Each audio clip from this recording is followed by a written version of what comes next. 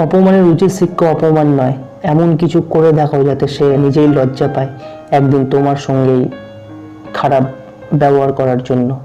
খেটে বড় হও, কারোর পা চেটে নয়।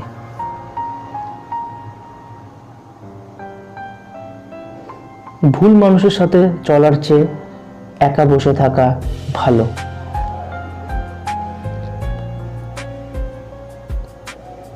যদি কোনো লক্ষ্য অর্জন করা অসম্ভব মনে হয়, তবুও লক্ষ্য বদল করবে না, তার বদলে কৌশল বদলে ফেলো। ধোঁকা হচ্ছে একজন মানুষকে মানসিকভাবে মেরে ফেলার সবচেয়ে বড় অস্ত্র। সফল হওয়ার একটাই নিয়ম, কখনো তোমার চোখ লক্ষ্য থেকে সরাবে না।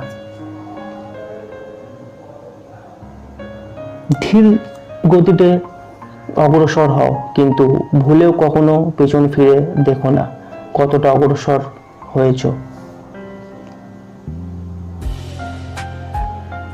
অন্যের কাছে তুমি কেমন সেটা ভেবো না, তুমি নিজের কাছে কেমন সেটা ভাবো, তাহলেই বুঝবে তুমি ভালো না খারাপ। জীবনে সুন্দর মানুষ নয়, ভালো মানুষ এর প্রয়োজন।